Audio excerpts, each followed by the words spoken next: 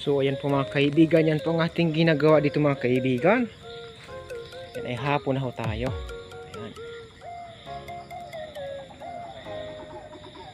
Inutay-utay lang po natin mga kaibigan yung ating kubo, na ating bagong pwestong kubo. Sira na po kasi yung isa nating kubo mga kaibigan. Ayan.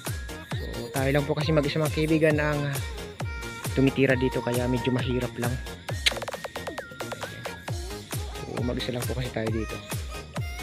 Kaya tiyagaan po natin ang ating trabaho para matapos po natin. Makakaraos din ho tayo mga kaibigan. Matatapos din natin ito. Yung yero ng aking amo mga kaibigan, bumili po ako ng yero. Yung kanilang ritaso na yero na ibibenta na ho sana nila sa junk, sabi ko sa akin na lang. Kasi sabi ko nabubutas kasi yung tolda pag tinamaan ng kahoy galis tas nalalaglagan. Sabi ko ililipat ko na lang kubo ko. So bininta nila sa akin mga kaibigan ng tig 10 piso ang kilo, 10 pesos ang kilo mga kaibigan. So ginawa ko, pininturahan ko mga kaibigan.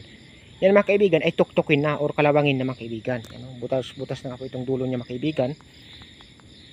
Tawag sa amin ay karat, kinarat na mga kaibigan. Kaso gawa ng nagbago siya ulit dahil pininturahan ko mga kaibigan. Pero hindi pa po yan tapos mga kaibigan, no? Pero pa po tayong pipinturahan mga kaibigan. Ayan, tapos mga kaibigan, no? Ang yero.